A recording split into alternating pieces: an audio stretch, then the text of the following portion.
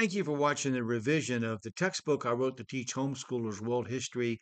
A Bible believer looks at world history. I'm going over these topics again, seeing what I want to do differently or dig deeper into.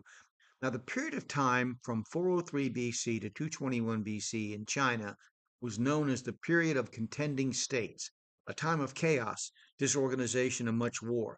The man who unified China was known as Shi Huangti or Qin Shi Huangti from the dynasty Qin, from which you get the name for the country. He was the illegitimate son of the Queen of Qin and a minister named Lu.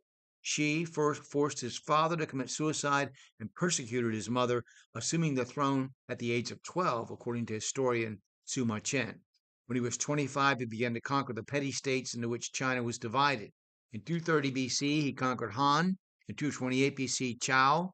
In 225, Wei. In 223, Chu. In 222, Yan. And then the important state of Qi in 221 BC. China was finally under one rule. He then pieced together many walls on the northern frontier designed to protect China from barbarian attack, thus creating the 1,500-mile-long Great Wall. This is the largest structure ever built by mankind. Although this wall did not keep out barbarians, it did slow them down.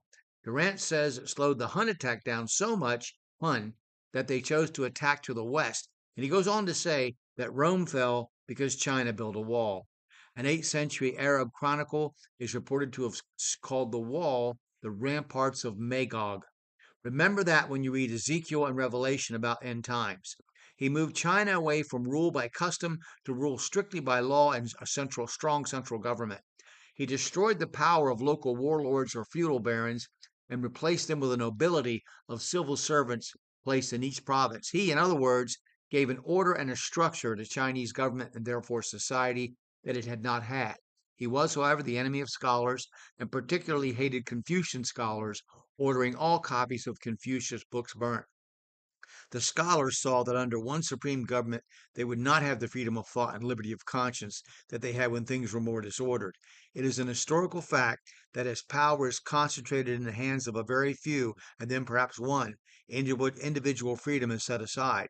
The emperor burnt many books of philosophy and consigned those who hid those books to forced labor on the Great Wall, where most died.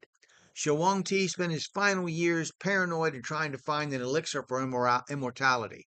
He was buried in a tomb with several hundred young girls who were buried alive to keep him company in eternity, behind hidden traps to kill intruders, and even the workmen were killed to keep the secrets of his tomb from the world. Chaos again reigned at his death. The Han dynasty followed after Wen Ti restored order. He permitted freedom of speech and writing once again. Also, he permitted criticism of the government, which had been outlawed by the previous emperor.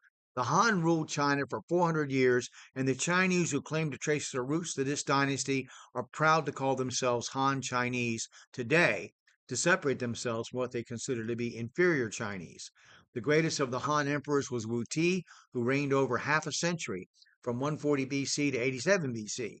He successfully fought barbarians and made China master over Korea, Manchuria, Annam, that's a kingdom in central Vietnam, Indochina, loosely defined the current area of current day Vietnam, Laos and Cambodia, and Turkestan in Central Asia.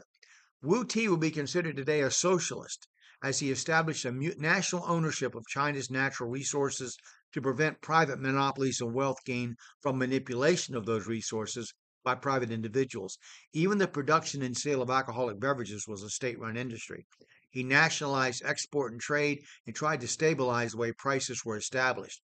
The system flourished for a time, and trade grew as he ruled from his capital at Luoyang. Scholarship and poetry abounded, and pottery was beautiful. Sima Chen tells us through Will Durant. The Imperial Library had nearly 10,000 books, and no one came to public office without passing the national examinations, which were open to all. China had never been so prosperous. Natural disasters such as great floods and droughts ruined his price fixing scheme, making food and clothing in such short supply that prices skyrocketed. Businessmen complained that state control had destroyed competition and incentives to produce anything for sale.